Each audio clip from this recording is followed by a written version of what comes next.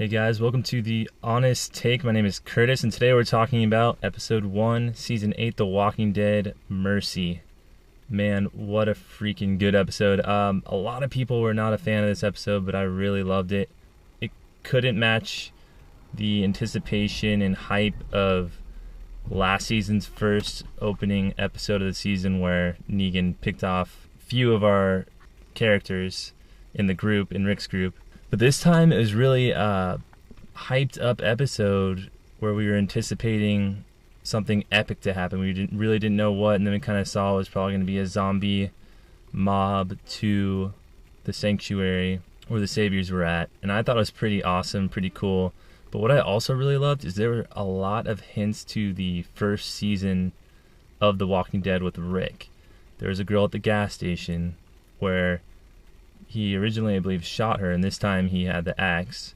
It was a parallel, his dream of the future, and what actually happened when he woke up. It was like the same shots, him in his bed with an aerial shot above him, and then also a shot of flowers with one on the ground because they were dead in the first episode of the whole series. And in this episode, there was just one on the ground. And in the hospital, the clock had stopped as there was no one there to replace the batteries in them. And in his little future vision, his watch was stopped. And I thought it was a cool little neat vision. And I'm not really sure if there's more meaning behind it, but there's one thing to me that stood out in those little vision kind of glimpses that may have not been a vision or a dream, and that was where he was freaking out with like pink eyes, or his pink around his eyes. I think that is a moment that's going to happen later on in the season. We don't know when, we don't know how or what yet, but I think that their little cool little creative attempt this season is going to be giving us pieces of an event before it happens. So my prediction, kind of with that, just from seeing that, is because it gave us a little vision of the future. In our minds, we start thinking about, well, what is the future? And if they give us other pieces, maybe that is the actual future, you know? It would be cool to have little pieces of a specific intense moment, which is what I think we're getting with the shot of him with the pink eyes and the glaring reflection in his eyes. I don't think that was when he was waiting for the group to attack the sanctuary. I think it's actually a real event, or a piece of an event that's going to happen later on. Now let's get to the episode. What an awesome episode. You see all three camps coming together and trying to take down the saviors, and it is pretty freaking cool.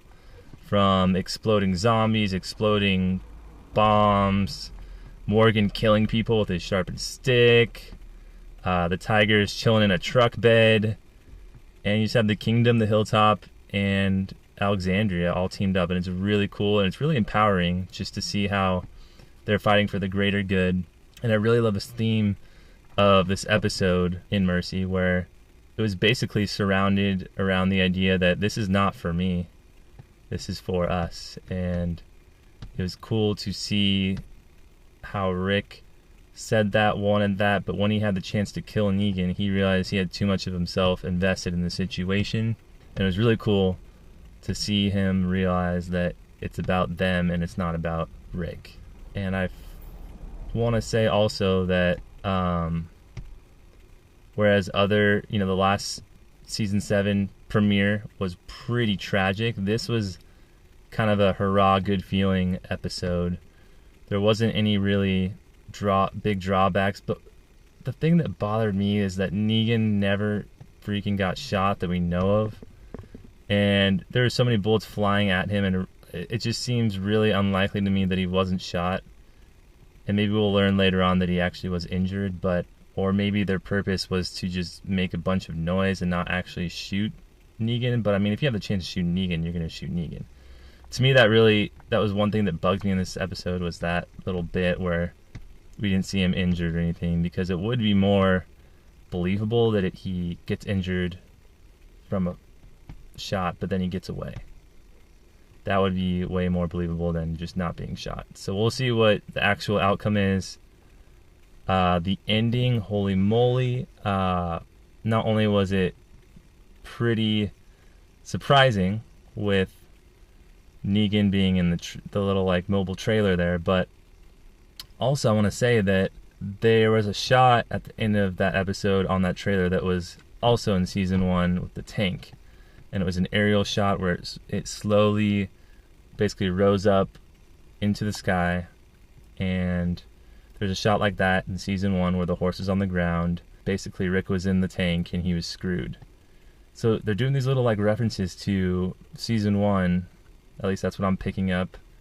And I don't know if they're doing it because it was the 100th episode, or if Rick is, if it's a theme with like Rick thinking about the past. I don't really know, or I know he's kind of beyond the past, but there's like a reference to season 1 with the future vision. I don't know, maybe they're just being really creative.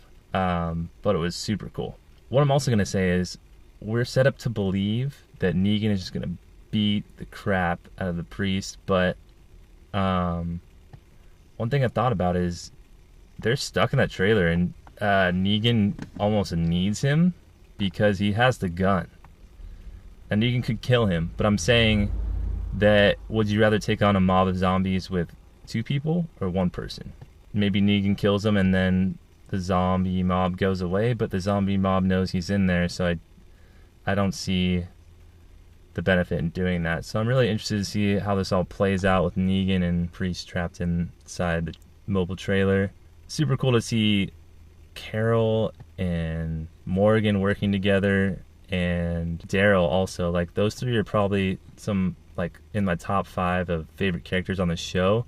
To see them work together was actually unbelievable and super cool to watch, just blowing up things and setting booby traps, and I think those 3 would make a pretty dangerous trifecta team in the zombie apocalypse. Also, I want to say it was really interesting to see how Carl handled the whole abandoned person at the gas station, and I think it really shows the type of naivety or even kind heart that he has. Rick has seen some stuff, killed some people. He's been through a freaking lot. Lost his wife. Carl's lost his mom, but I think that Rick has always had this weight on his shoulder to help all these people survive, and he's done some gnarly things and seen some gnarly things and lost a lot of his good friends. But I think there's just still this kid element to Carl where the world hasn't twisted him yet. So overall, great episode. I'm really curious to see how this all plays out. I think it's just going to be, several episodes, if not a season of battle and a war, but I don't want us to forget the Heapsters, the group from the dump yard who has a bunch of guns still, because this whole episode, because of last season's finale, I was thinking, man, are the Heapsters going to show up? Are the Heapsters going to show up? Because they turned on our group in Alexandria, and it really screwed everything up. So, yeah, I'm really curious how they're going to play into this whole war, and if they're going to hop in at any moment and help out Negan's group or what. It's going to be really interesting, but I personally really liked this episode. I don't think it was the best episode ever, but I think it was really great. A lot of people didn't, being that they wanted something spectacular and out of this world for the 100th episode, but I think it was a perfect way to kick off what should be a pretty entertaining and epic season of battle, if not half a season of battle, between Negan and his group of saviors and Rick and our friends from Alexandria, the Kingdom, and Hilltop. Also, I want to say I hate whatever his name is, the Hilltop leader who can't remember anyone's name. He sucks. They really write him super well and have him do things that make him so hateable, like just everything he does. I mean, that was freaking low to just dip out like that. I just wanted to say that because that got me, and I was super ticked when that happened. Also, sorry for sweating. It's really hot right now, even though the sun is going down, but it was a hot day today. Anyway, thanks for watching this video. My review of episode 1 of season 8, titled Mercy of The Walking Dead. If you liked this, thank you for watching it, and please like this video. Hit the like button down below. Comment and tell me what you thought about this episode. I want to hear what you have to say, what you thought, and please subscribe. There's more coming. There's a full season. There's other things to review, and this has been The Honest Take. Thank you for watching. We'll catch you guys next time.